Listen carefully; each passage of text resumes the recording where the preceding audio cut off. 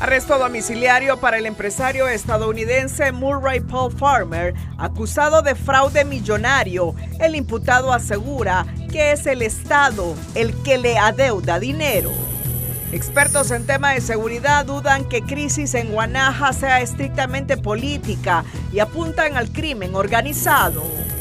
Asesinan a pareja de esposos que laboraban como operadores del 911 y en San Pedro Sula matan a hombre y le dejan rótulo por meterse con mujeres casadas. Antonio Rivera Callejas promete que las reformas electorales estarán listas antes de octubre y pone su cargo en la comisión como garantía. El CNA presenta ante Comisión Electoral 5 propuestas de reformas electorales, entre ellas la segunda vuelta electoral. Como una respuesta rápida ante las fuertes alzas a los combustibles, el gobierno analiza regresar al teletrabajo y cambiar horarios. Acuerdos para aprobar el nuevo salario mínimo sigue estancado y comisión tripartita se declara en sesión permanente. Esta noche en la ruta TN5 lo llevamos a realizar un recorrido por un destino mágico reconocido como Patrimonio de la Humanidad. Delcy Rodríguez pone fin a una década de servicio como ministro de Defensa y destituye del cargo a Vladimir Padrino, militar leal a Nicolás Maduro. Este es su noticiero TN5 Estelar con Renato Álvarez y Cristina Rodríguez. Tras audiencia de declaración de imputado, un juez de letras designado dictó arresto domiciliario y la prohibición de salir del país al empresario estadounidense Murray Paul Farmer, acusado de fraude a raíz de un caso originado por un supuesto laudo arbitral ilegal, donde el Estado fue obligado a pagar más de 3.000 millones de lempiras. La audiencia inicial ha quedado programada para el próximo martes 24 de marzo a partir de las 9 de la mañana. Recuerden que en ese momento ya se van a evacuar los medios de prueba que sustenten la acusación y en el caso de su defensa técnica para tratar de evitar la acusación. Es de resaltar que la defensa del empresario presentó una solicitud para entregar un bien inmueble como fianza. Muy buenas noches, Honduras. Bienvenidos a la emisión de este miércoles 18 de marzo. La noticia del día es presentada por Claro. Más velocidad con Claro Fibra. Recibí 800 megas por solo 1.100 lempiras.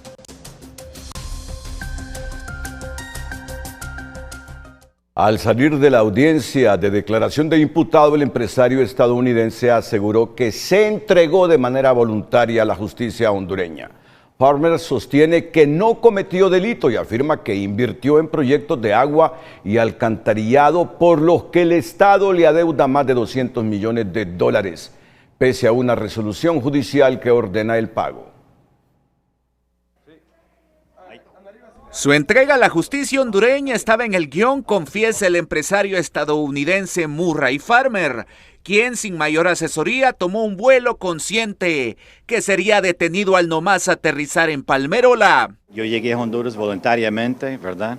Para atender este proceso exacto, para defenderme, ¿verdad? Para defender mi buen nombre, porque no soy ningún ladrón, no cometieron ningún delito, ningún fraude, más bien yo soy la víctima. El único crimen que cometió, asegura, fue invertir de su propia bolsa en 21 proyectos de agua y alcantarillado para distintas zonas del país, que hasta la fecha el Estado no le ha pagado ni un solo dólar de los más de 200 millones que se le adeuda, pese a existir una resolución judicial de 2023 que lo ordena, recuerda.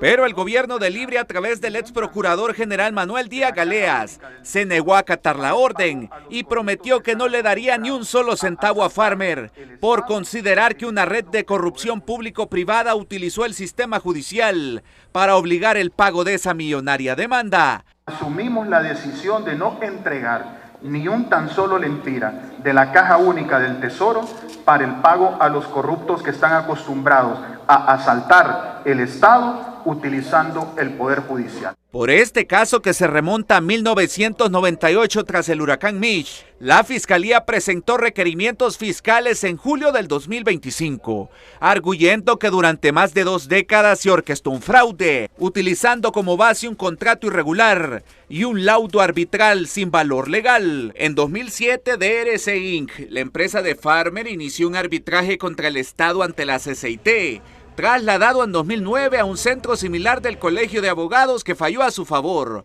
La resolución del laudo fue elevada en 2014 a una corte federal en Washington, que dijo que Honduras no debía pagar, pero el caso se reabrió en 2019 y en 2023, durante los últimos días de la corte de Rolando Argueta, se ratificó la orden de pago. El hecho es que Farmer no recibió ni un solo depósito a sus cuentas.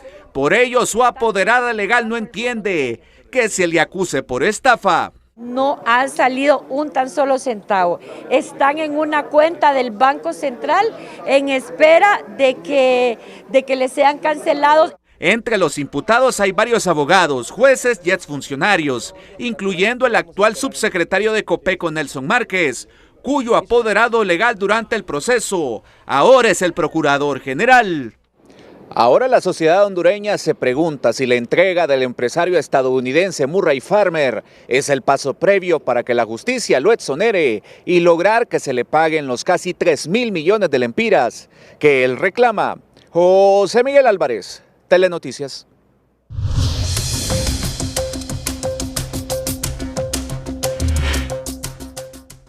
La crisis política en la alcaldía de Guanaja escala y ya trasciende lo electoral. 2 candidatos reclaman la victoria, mientras crece la incertidumbre en una zona clave del Caribe hondureño. Analistas y expertos en seguridad advierten que en contextos como este pueden confluir intereses más allá de la política. ¿Qué hay detrás de esta disputa y por qué genera tanta preocupación? La crisis política en torno a la alcaldía de Guanaja despierta crecientes interrogantes entre analistas y sectores políticos que cuestionan cuál es el verdadero trasfondo de esta disputa. ¿Cuál es el interés de una isla tan pequeña con un desarrollo económico tan pequeño? Si realmente lo que se anda buscando es beneficiar a la ciudadanía o generar los cambios que se requieren en una estructura social, o si realmente la lucha de poder tiene que ver con otros intereses. Expertos en seguridad advierten que en escenarios como este, el crimen organizado busca incidir en procesos electorales debido al valor estratégico del control territorial en zonas clave. Esta es una isla estratégicamente ubicada en el Caribe, que es por donde pasa la mayor cantidad de droga que va dirigida hacia Estados Unidos y al resto del mundo. Entonces creo que el fondo es más que todo lo que es el crimen organizado. Según informes internacionales, Honduras forma parte de una ruta clave para el trasiego de drogas, especialmente a través del Caribe, donde operan redes delictivas transnacionales en articulación con estructuras locales. El destino principal o el punto transitorio es Honduras, simplemente porque tiene una costa al lado del Atlántico, del Caribe, de aproximadamente 700 kilómetros. Autoridades de seguridad han alertado sobre posibles vínculos entre actores y estructuras criminales y advierten que se mantendrán acciones firmes para garantizar el control en la zona. Yo les dije ahí, ningún lugar en este país va a estar exento de que nosotros no entremos. Absolutamente ningún lugar va a estar exento de que nosotros no ingresemos y que no demos respuesta ante esto. La zona de Guanaja es un lugar que está bastante... Es que todo el país, en todo el país nosotros tenemos que tener control. Mientras tanto, la municipalidad de Guanaja permanece sin una autoridad definida, una situación que eleva la incertidumbre y genera preocupación por sus efectos en la gobernabilidad y la seguridad en este punto estratégico del Caribe hondureño. Según los expertos en seguridad, las autoridades deberán de tener acciones efectivas antes de que la crisis se les salga de las manos. Elías Acosta, Telenoticias. Bueno, la crisis continúa en Guanaja. si no se sabe si habrán elecciones, si se repetirán o no las elecciones, una comisión del Congreso está por viajar para mediar ahí en el asunto, cuando ya el Consejo Nacional Electoral ha sido claro que se tienen que repetir las elecciones. Pero, ojo Guanaja, ya la gente en Honduras comienza a preguntarse qué intereses realmente son los que están detrás de esta lucha por la municipalidad. Y es que Honduras está en alerta. La infiltración del crimen organizado en las instituciones del Estado ya no es una sospecha, es una realidad reconocida por las propias autoridades. El director de lucha contra el narcotráfico, Ramiro Muñoz, que lo escucharon hace algunos segundos, vuelve a ser contundente. Todas las instituciones están penetradas y no habrá tolerancia. Promete capturas incluso de operadores de justicia si se comprueba cualquier vínculo con estructuras criminales. Un escenario que recuerda lo ocurrido en Ecuador, donde la expansión del narcotráfico y la infiltración estatal desataron una ola de violencia sin precedentes. Es que, le repito, no hay una institución que no tenga personas coludidas con el narcotráfico. El hombre que ha decidido declararle la guerra frontal al narcotráfico en Honduras, como siempre, no se anduvo con rodeos este miércoles. Reiteró que el crimen organizado ha infiltrado todas las instituciones del Estado y con firmeza aseguró que no habrá tolerancia. Empeñó su palabra en que enfrentará y detendrá a quienes han convertido el sistema en un instrumento al servicio de la ilegalidad. Mire, hay infiltrados de todas las instituciones, yo siempre, porque uno dice toda la policía. La pregunta es, ¿qué institución no tiene un infiltrado? ¿Qué institución no la tiene? Díganme ustedes, a ver quién no la tiene. Todos. Pero yo repito esto, yo repito esto.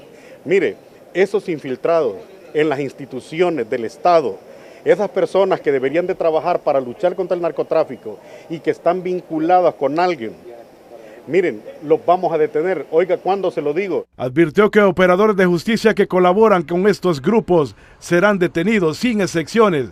Además, lanzó un mensaje contundente a funcionarios y a políticos: no recibir dinero ilícito bajo ninguna circunstancia. Ahí va a ver usted las detenciones de operadores de justicia por prestarse a eso. Y un buen mensaje es: no reciban dinero del crimen organizado, hombre. Llámese como se llame la institución o el grupo político o la asociación política, no reciban dinero del crimen organizado, porque después no vamos a pensar que que estamos actuando de manera particular. ¿De qué partido político? De cualquiera. Cabe ejemplificar que Ecuador pasó de ser uno de los países más seguros en América Latina a enfrentar una crisis de violencia sin precedentes.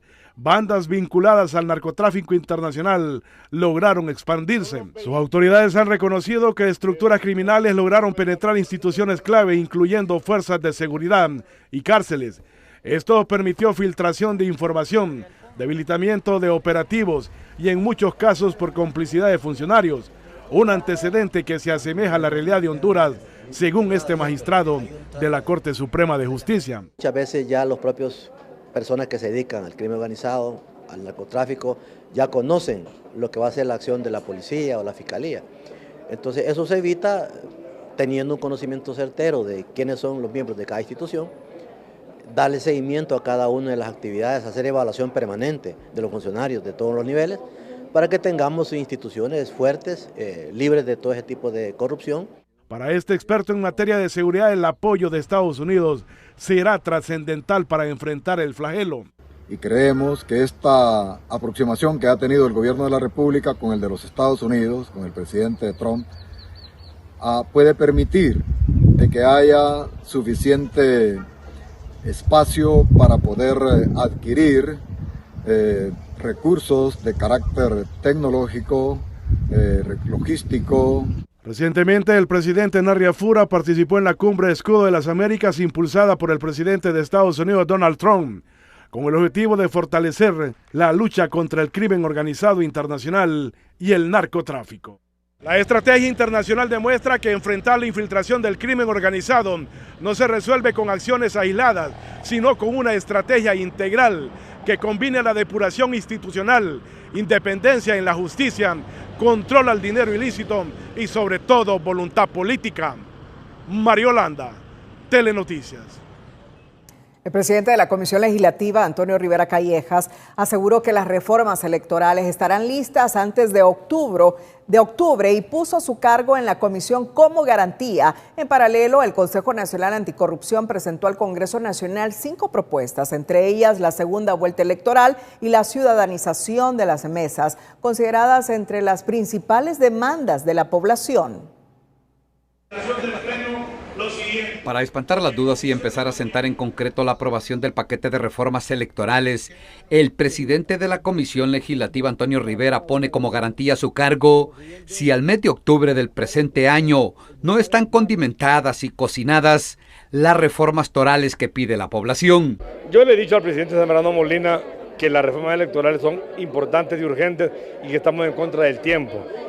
Si su servidor como presidente de aquí a octubre no logra los consensos para algunas reformas, discutirlas y aprobarlas, prefiero dejar mi puesto. En las últimas horas, el Consejo Nacional Anticorrupción llevó al Congreso Nacional 5 propuestas de reformas electorales y en la primera línea figura la segunda vuelta.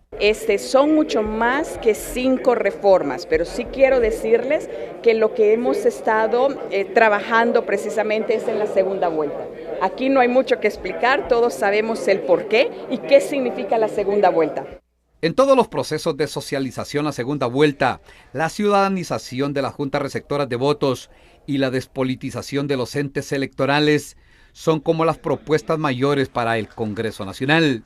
Ya luego otras reformas que hemos planteado es en tema de transparencia, de rendición de cuentas, cuál va a ser el fortalecimiento al Consejo Nacional Electoral, cómo se puede elegir precisamente personas que no respondan a partidos políticos. Está un tema de ciudadanizarlo parcialmente para ver si hay 3 de partidos políticos y 2 de sociedad civil, si se amplía a 5 o a propietarios o simplemente se queda como 3 propietarios y 2 suplentes. Son muchos dentro y fuera del Congreso Nacional que coinciden en ir a las próximas elecciones del 2029 con nuevas reglas del juego. Lejos, insisten, del manoseo y la descarada manipulación de los procesos primarios y generales del 2025. Los partidos políticos demostraron que han quedado prácticamente sin autoridad ética para poder dirigir el proceso electoral. Lo que vivimos fue una pesadilla y eso no puede repetirse. En los próximos días se continuará con el proceso de socialización con diferentes sectores políticos y de la sociedad civil y todo indica que esta vez sí llegarán las reformas de fondo de la ley electoral. El temblor de magnitud 5.3 en la escala de Richter registrado este miércoles provocó la evacuación de decenas de personas en oficinas, edificios y escuelas en el norte del país, donde el movimiento telúrico se sintió con fuerte intensidad, generando zozobra entre la población. El evento también puso a prueba la capacidad de respuesta para realizar evacuaciones ante este tipo de situaciones. Según los reportes, el sismo se registró en Puerto Barrios, Guatemala, y tuvo una profundidad de 4 kilómetros. Esta mañana en San Pedro Sula fueron encontrados 2 hombres muertos. Uno de ellos tenía un rótulo que decía por meterse con mujeres casadas, mientras que el otro falleció a causa de las pedradas. Estos hechos reflejan un año altamente violento, superior al anterior, y ponen en duda la efectividad de las estrategias de seguridad, según cuestionan diversos sectores. La ola imparable de violencia le costó la vida a 2 personas en San Pedro Sula. En la aldea El Zapotal, Juan Rodríguez, de 55 años, murió a pedradas, mientras en la colonia Roca de Cristo, un hombre apareció muerto con signos de tortura tras ser raptado ayer. A la par, una pancarta por no respetar a las mujeres casadas. La policía recibió ayer la denuncia de su privación de libertad y se trata del taxista VIP Leandro García, de 33 años. Nosotros lo que le podemos mencionar es que sí, en horas de ayer, en horas de la mañana, se ha recibido una alerta que en el sector de la colonia Montefresco, los habitantes de esta colonia pues miraron un vehículo que estaba estacionado abandonado. 2026 ya supera las cifras de homicidios comparadas con el año 2025, un dato que preocupa, pues el país venía registrando una disminución de violencia, según el analista Leonardo Pineda. Este mes, en comparación a marzo del año pasado, de 2025, ya tenemos 36 muertes más que el año pasado. En total de muertes en el año ya van más de 478 muertes en apenas 2 meses y medio. Las estrategias del combate a la seguridad ciudadana es un fracaso pese al alto presupuesto que se maneja desde el Estado, con la tasa de seguridad que más ha servido para generar corrupción, lamenta el empresario Raúl Peña. La tasa de seguridad ha sido una fuente de corrupción y yo creo que ya la deberían eliminar. Hicieron el esfuerzo, hicieron la propaganda que la iban a eliminar y no camina, porque por ahí hay muchos, pero muchos intereses de gente grande, sobre todo de los que prestan servicio al estadio. Otro dato que debe preocupar al gobierno es que solo este año la Interpol tiene entre los desaparecidos a 19 personas, entre ellos menores, convirtiendo a Honduras en el país con más desaparecidos en Centroamérica. Orly Martínez, Telenoticias. Por los delitos de secuestro, tentativa de secuestro, privación ilegal de la libertad, robo con violencia e intimidación, violación y asociación para delinquir en prejuicio de 6 mujeres, el Juzgado de Letras Penal con competencia nacional en materia de criminalidad organizada dictó en audiencia inicial auto de formal procesamiento con la medida cautelar de previsión preventiva contra Cristian Ariel Rodríguez Ortega. Además, las autoridades lo vinculan con el asesinato de la universitaria Valeria Alvarado. Sin embargo, por este caso aún no se le ha presentado acusación. Desde febrero, en julio, en agosto, en la ciudad de Ciguatepeque, en donde las víctimas tuvieron el valor de realizar las denuncias, y en ese sentido recuerde que ya son 2 los que están siendo o están sometidos judicialmente. El imputado fue remitido al Centro Penitenciario de El Progreso y se programó audiencia preliminar para el 15 de abril. En audiencia de declaración de imputado se impuso la medida cautelar de la detención judicial a Franklin Eduardo Ramírez Macano como supuesto responsable del asesinato del abogado René Altamirano. El imputado fue remitido al Centro Penitenciario de Támara y se fijó audiencia inicial para el 23 de marzo en esta causa. El juez además decretó la secretividad del caso. Asesinan a 2 empleados del sistema de emergencias 911 en el sector conocido como La Frontera, entre las colonias La Trinidad y Estados Unidos en Tegucigalpa, generando alarma entre los vecinos de la zona. Las víctimas fueron identificadas como Ronald José Varela Ríos y Araceli Elizabeth Andino Cruz, quienes se transportaban en motocicleta cuando fueron interceptados por sujetos armados que les dispararon en reiteradas ocasiones. Tras el ataque, ambos quedaron sobre el pavimento, mientras testigos reportaron haber escuchado múltiples detonaciones de arma de fuego. Autoridades ya iniciaron las investigaciones para esclarecer el crimen y dar con el paradero de los responsables. En Honduras se abre el debate sobre tipificar como terroristas a las estructuras criminales, mientras países como El Salvador ya aplican medidas más severas, incluyendo la cadena perpetua. Expertos advierten que el país se enfrenta a un doble desafío: combatir de manera simultánea a las maras y al narcotráfico, lo que complejiza las estrategias de seguridad, mientras algunos sectores proponen acciones más drásticas. Defensores de derechos humanos insisten en que cualquier medida debe respetar los principios democráticos y las garantías constitucionales. Mientras Honduras debate una reforma para tipificar como terroristas a las estructuras criminales, Nayib Bukele, casi con poderes absolutos, avanzó en castigos como la cadena perpetua para homicidas, violadores y terroristas. Expertos señalan que si bien se puede tomar como referente, la diferencia no solo está en la aplicación de la ley, sino que Honduras se enfrenta de forma simultánea a 2 látigos, las maras y el narcotráfico. Honduras puede tomar como referente indiscutiblemente muchas medidas que está haciendo El Salvador, pero son realidades totalmente diferentes. Honduras tiene 2 problemas graves: el problema de las maras y el problema del narcotráfico. El Salvador a lo largo de su historia solo ha tenido el problema de las maras, porque por razones geográficas no existe el paso de la droga ni la producción de la droga. Además, sostiene que para el mandatario salvadoreño la seguridad de la población está por encima de los derechos humanos de quienes cometen delitos y esta postura le ha dado resultados. Sin embargo, este defensor de derechos humanos afirma que ninguna política de seguridad es efectiva si vulnera valores democráticos, que la reducción de homicidios no debe implicar violaciones graves como crímenes de lesa humanidad. Bueno, en primer lugar, yo creo que hay que entender que cualquier política de seguridad que se basa en irrespetar los valores democráticos, el Estado de Derecho, las libertades fundamentales, obviamente no pueden ser efectivas en el sentido que se está separando la seguridad y los derechos humanos como si la seguridad no fuera un derecho humano. Para este diputado del Congreso Nacional, enfrentar la violencia en Honduras pasa por decisiones de alto impacto, incluso derogar acuerdos o tratados internacionales si estos limitan las acciones del Estado. Una postura que también abre un debate profundo sobre implicaciones legales. Creo que todavía en nuestro país no estamos en esas condiciones. Hay que eliminar muchos tratados, muchos convenios de los cuales el Estado de Honduras es suscriptor, pero sí se puede avanzar en una reducción de la criminalidad organizada si realmente atacamos el origen, lo que provoca realmente el surgimiento de estos grupos organizados en nuestro país.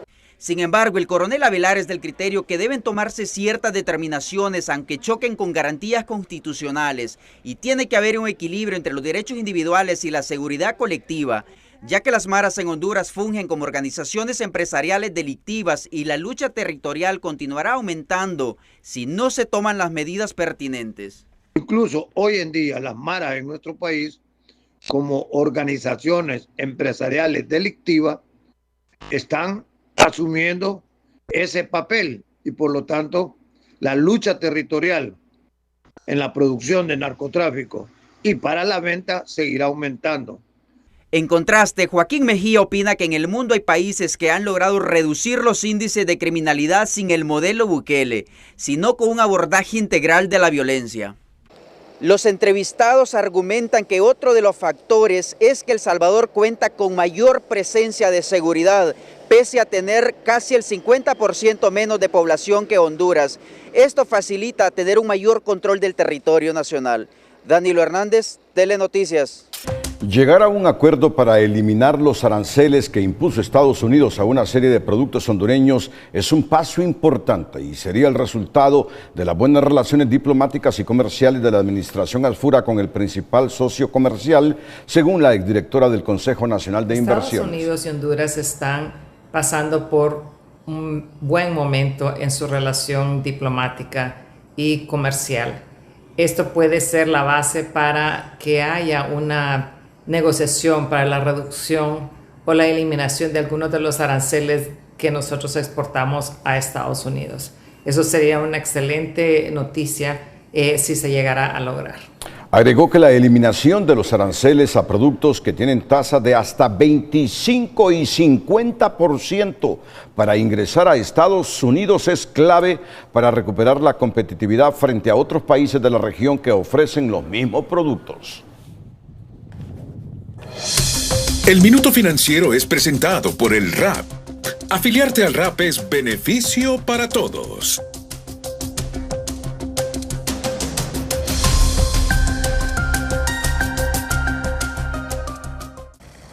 Ante las alzas en los combustibles, expertos proyectan un repunte en la inflación que podría presionar al alza la tasa de interés, un escenario que complica tanto al sistema financiero como a los consumidores al encarecer el crédito y dificultar el pago de préstamos. Todo relacionado, entre más inflación hay, tasas de interés más altas. A los bancos no les conviene que las tasas de interés estén altas. Primero porque le hace más difícil a las personas pagar los préstamos. Es tan sencillo como eso y creo que el Banco Central quiere hacer esfuerzos para poder bajar las tasas de interés y tener más accesibilidad al mercado.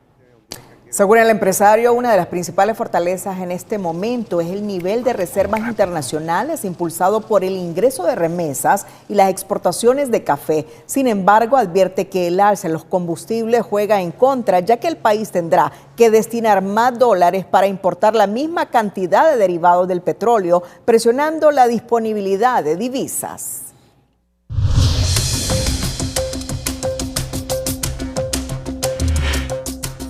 El gobierno analiza retomar el teletrabajo y modificar horarios como una respuesta inmediata ante el aumento en los combustibles y el congestionamiento vial. Sin embargo, expertos advierten que su impacto sería limitado y no resuelve el problema de fondo, por lo que instan a implementar soluciones estructurales, especialmente en el transporte público.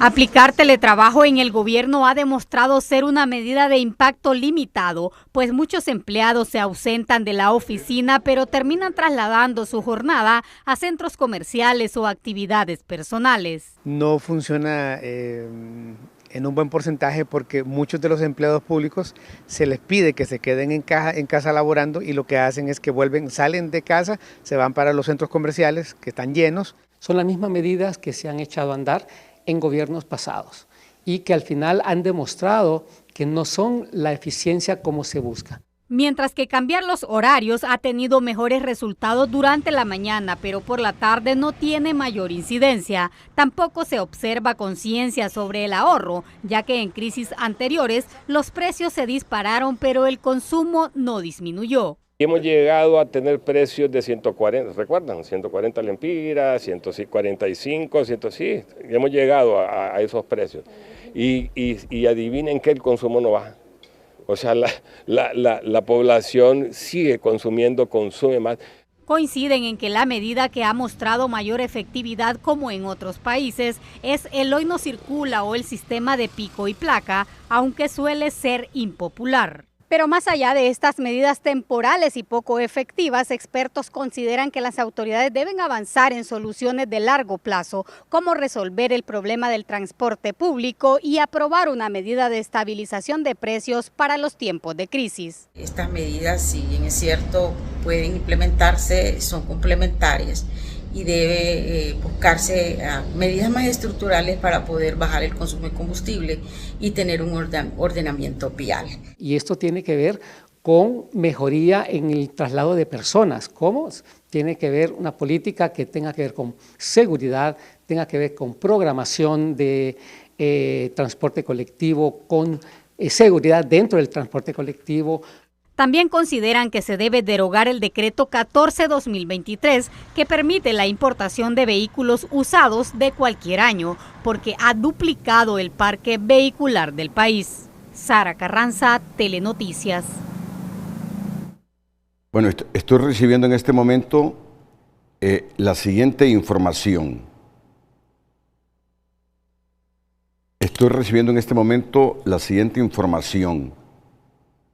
De ALA, los pasajes aéreos van a aumentar.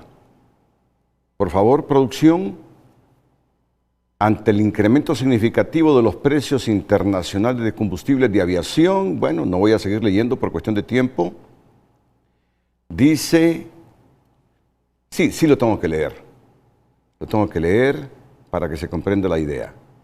Ante el aumento significativo de los precios internacionales del combustible de aviación, una situación ampliamente conocida que continúa impactando los costos operativos de la industria aérea a nivel global. Las líneas aéreas nacionales, miembros de la Asociación Hondureña de Líneas Aéreas, ALA, como operadores responsables, se ven en la necesidad de realizar un ajuste en el valor de los boletos aéreos por aumento de combustible.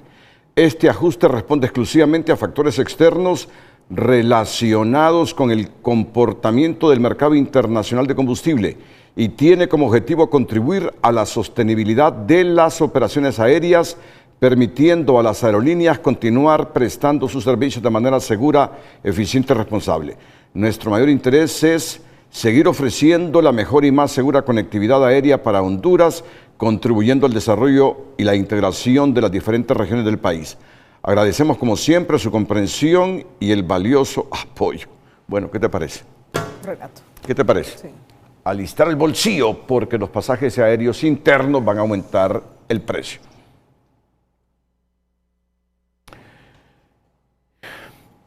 Y en medio de todo esto persiste el desacuerdo en torno al nuevo salario mínimo. Ante la falta de consenso sobre los porcentajes del ajuste, la mesa tripartita se declaró desde hoy en reunión permanente. La mesa tripartita sigue sin definir el nuevo salario mínimo porque aún no hay acuerdo en los porcentajes de ajuste, en medio de negociaciones basadas en la inflación y el alto costo de la vida, aunque en las primeras reuniones el sector obrero propuso incrementos entre el 5% y el 8%, estas cifras al parecer aún no logran consenso frente al sector privado. Y decirle a los compañeros trabajadores que sí estamos buscando los mecanismos que vayan encaminados a llevar una respuesta oportuna a esa aspiración que ellos tienen ahorita y a esa realidad de país que tenemos con alto costo de vida. Y en ese sentido, pues consideramos nosotros que al final, en esta mesa de negociación, es donde vamos a lograr el acuerdo. Yo considero que en un 95% más o menos ha avanzado la negociación y eso es muy importante para que ese 5% que falte es lo que nos va a llevar a nosotros a acordar ese porcentaje. Esta es la cuarta reunión en la mesa tripartita y se han declarado en sesión permanente, lo que significa que el diálogo continuará y que el acuerdo podría alcanzarse en cualquier momento. Pues los sectores conscientemente han previsto y han acordado pues declararnos en sesión permanente hasta que logremos el acuerdo, por lo que el mismo, como lo decían los compañeros de la Comisión de Salario Mínimo, podría llegarse en cualquier momento. En cualquier momento podríamos darles las buenas nuevas a la nación. El retraso en este proceso también se atribuye a que la convocatoria debió realizarse desde finales del año pasado, mientras el sector privado reconoce que los trabajadores esperan un ajuste, pero advierte que este debe ser equilibrado.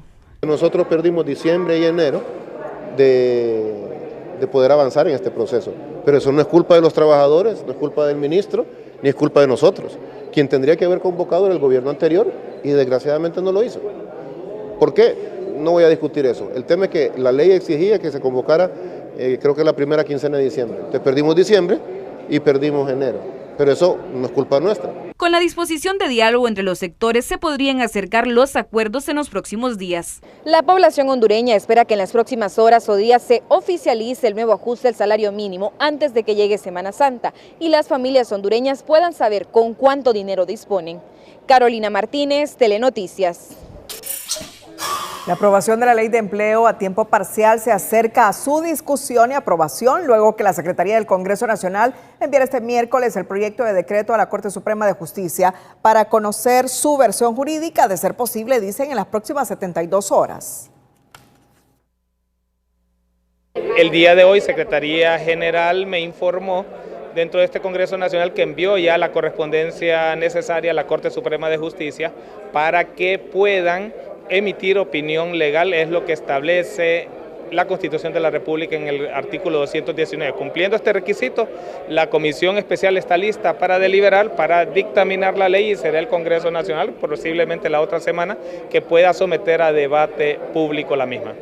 La consigna es la misma: aprobar y mandar a publicar la ley de empleo a tiempo parcial antes de la Semana Santa. Pues a esta fecha, dicen, en la Comisión Especial del Legislativo ya se escucharon a todos los sectores sociales del país y se recogieron sus aportes y dudas. Empleados del Programa Nacional de Reducción de Pérdidas de la Empresa Nacional de Energía Eléctrica se tomaron el anillo periférico a la altura de La Cañada y frente a la oficina del programa en la colonia Tepeyac en protesta por la falta de pago de salarios. Ya llevamos ya cerca de los 3 meses que no recibimos pagos. Y lo que le quiero decir que la administración anterior dejó para pago para 7 meses y desconocemos la razón porque no nos han pagado. Yo tengo un buen concepto del ministro de Energía porque él aseguró que él ya había dado la orden para el pago. El asunto del atraso está en la Secretaría de Finanzas. La protesta generó un fuerte congestionamiento vial, por lo que miembros de la Policía Nacional se trasladaron a la zona para desalojar a los manifestantes, apagando el fuego con tanquetas de agua para habilitar el paso. En la víspera de Semana Santa, empresarios del rubro turístico del norte del país se reúnen con el ministro del ramo con la expectativa de que el corredor del Valle de Sula sea incluido en los planes turísticos del gobierno. En materia turística, los municipios del Valle de Sula también tienen mucho que ofrecer y desde ya los empresarios del rubro se preparan para atraer a miles de turistas nacionales y extranjeros.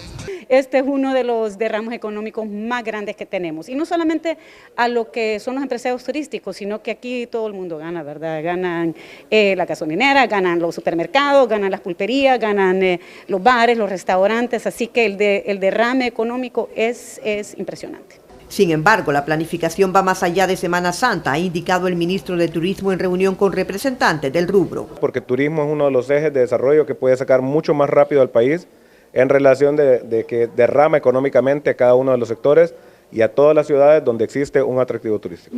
El trabajo nuestro ha sido ahorita precisamente hablar de una Semana Santa, vivirla aquí para que las personas comprendan de que lo mejor que es multiplicar un lempira por un lempira y no un lempira por 27. Esta oportunidad también ha estado marcada por campañas completamente estudiadas. De más de 2 millones de movilizaciones que se esperan en Semana Santa en los distintos puntos turísticos del país, en la zona norte indican buscan captar un alto porcentaje. Nuestra ocupación hotelera ha incrementado, también proyectos de condominios, casas de playa, hoteles, actividades. Hoy contamos con muchas actividades, tanto acuáticas, proyectos de montaña que se han ido desarrollando. Agregan que además de nacionales, buscan captar turistas de países vecinos como Salvador y Guatemala, como parte de un turismo libre. Las autoridades además llaman a la población que saldrá del país a vacunarse contra el sarampión para evitar enfermarse. En otra información, el embajador de Honduras en Washington, Roberto Flores Bermúdez, aseguró este miércoles que los tepecianos viven una situación crítica en Estados Unidos, pero que todavía existe esperanza en el proceso judicial en curso pueda restablecer sus derechos. Está por verse qué es lo que va a ocurrir al final. El Poder Judicial es un poder independiente en los Estados Unidos. No es fácil o casi imposible que haya ningún tipo de interferencia por parte del Poder Ejecutivo en el Judicial de los Estados Unidos, así es que hay independencia en ese sentido. Vamos a esperar un poco a ver cuál es el resultado. El diplomático, quien se reunió con la Comisión de Relaciones Exteriores del Congreso Nacional, recuerda que el gobierno ha puesto todo su esfuerzo, pero que el TPS en algún momento tendrá que llegar a su final, pues por algo se trata de un estatus temporal. Y el presidente Afura anuló el reglamento de pasaportes diplomáticos de 2025 tras detectar excesos e inconsistencias jurídicas. Según la canciller Mireya Agüero, la medida publicada en la Gaceta busca frenar abusos en documentos otorgados a personas sin funciones oficiales. Como resultado, el reglamento que contenía excesos y abusos se anuló como un acto de responsabilidad institucional. Paralelamente, la Cancillería iniciará un proceso de revisión integral del reglamento de 1998, con criterios técnicos, legales, administrativos, que garanticen su correcta aplicación. En materia migratoria, se confirmó que el protocolo en los centros de retorno ha sido verificado para asistir a los deportados. No obstante, se anunció que el programa Hermano Hermana Vuelve a Casa quedará suspendido, cerrando el esquema actual para dar paso a una nueva estrategia. Es cierto que el programa Hermano Hermana Vuelve a Casa, vigente desde 2025, quedará suspendido a partir del próximo mes de abril. Ya estamos impulsando acciones estratégicas para la estructuración de un nuevo plan de reintegración sólido, humano y efectivo. Una vez que este plan esté debidamente consolidado, estaremos convocando a la prensa nacional para presentarlo formalmente. El gobierno busca consolidar un nuevo proyecto de auxilio consular que será presentado formalmente a la prensa una vez finalice su diseño técnico y legal. Bueno, tras la suspensión del programa Hermano y Hermana Vuelve a Casa, representantes de organizaciones señalan que es urgente un nuevo planteamiento para apoyar a los migrantes retornados, ya que muchos regresan sin recursos, incluso para trasladarse a sus lugares de origen. Tras el anuncio de la suspensión del programa Hermano y Hermana Vuelve a Casa, organizaciones que velan por los derechos de migrantes esperan que el nuevo planteamiento para dar acompañamiento y apoyo a los migrantes retornados sea más de hechos que de palabras. Pues no era tan cierto lo que se decía con lo que se hacía en el programa, ¿verdad? Eso yo creo que debería ser revisado, ¿verdad?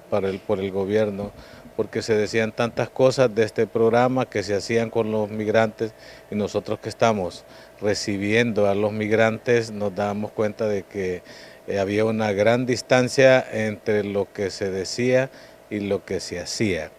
Para nosotros va a ser muy importante cuál es el nuevo planteamiento que habrá del gobierno. Tienen la esperanza de que el nuevo planteamiento incluya recursos para apoyo psicológico y otras enfermedades con las que están llegando algunos de los retornados y más aún alternativas que les garanticen una mejor estadía en el país.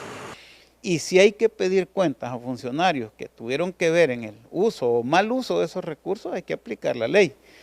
Pero eso no significa que estamos ante una emergencia migratoria ya, con miles de compatriotas que han retornado y que merecen una atención y una respuesta ya. Es decir, no podemos esperar a 6 meses hasta que definamos, tenemos que tener respuestas concretas hoy.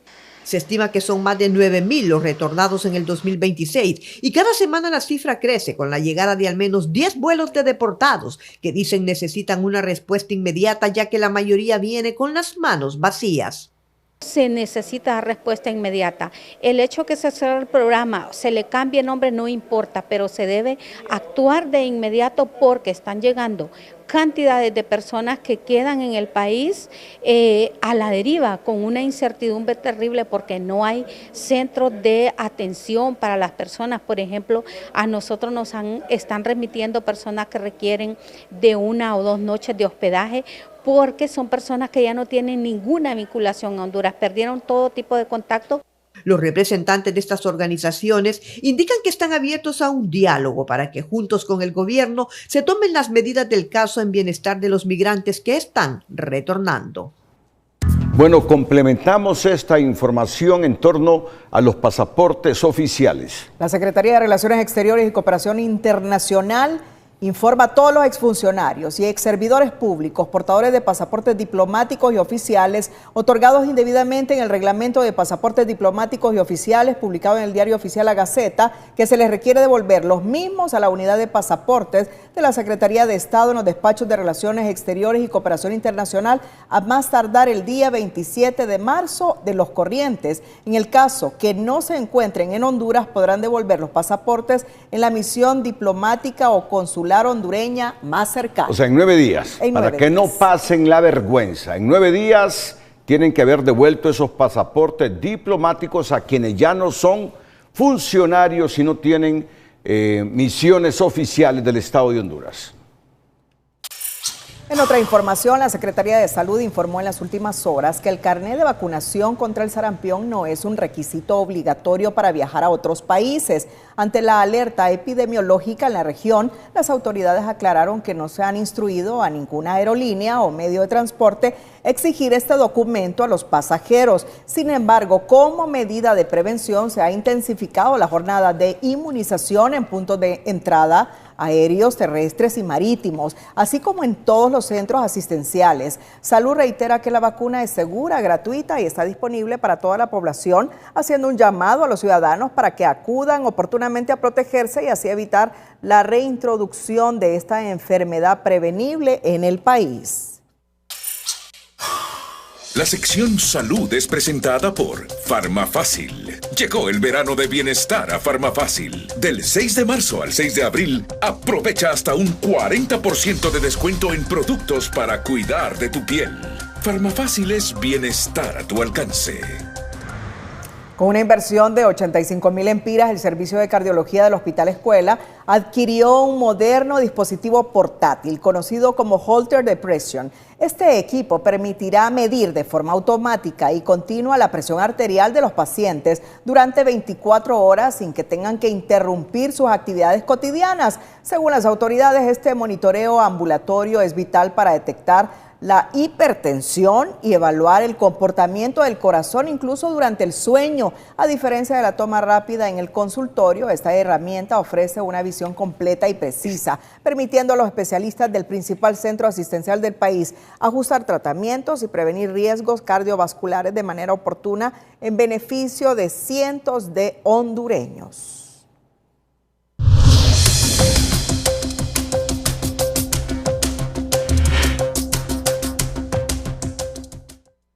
Las condiciones del tiempo con nuestro experto César Quintanilla.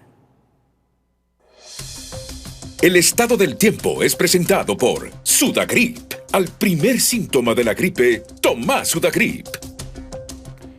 Hola, ¿qué tal? Este gráfico con el que estamos iniciando es de la NOAA, que vigila los océanos y la atmósfera, pues nos está mostrando este gráfico que indica que estamos llegando casi a la escandalosa cifra de 430 partes por millón de CO2 equivalente sostenido en la atmósfera. Esto representa mayor calentamiento del planeta y, por supuesto, un impacto directo en todo el sistema climático de nuestra casa común, nuestra Tierra, que nos va a generar mayores fenómenos extremos para los próximos meses.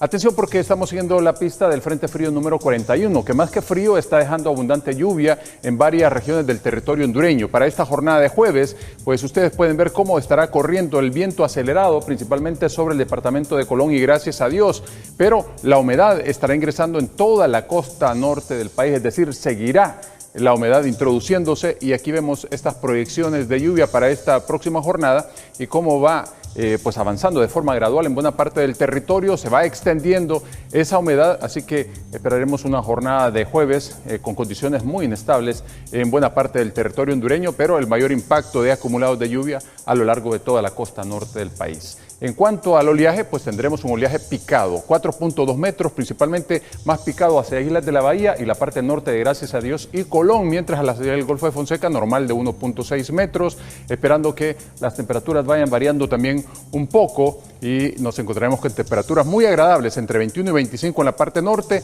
entre 13 y 28 en el occidente, entre 17 y 27 aquí en el centro, mínimas de 23, máximas de 37 en la zona sur, y la región oriental entre 18 y hasta 30 grados la máxima. Así que hay unos descensos sustanciales y una jornada bastante agradable. Cuídense mucho, siempre les queremos como televidentes, sino como noticia. Que la pasen bien. Cerramos la emisión estelar. Gracias a todos por su fiel sintonía. Feliz noche.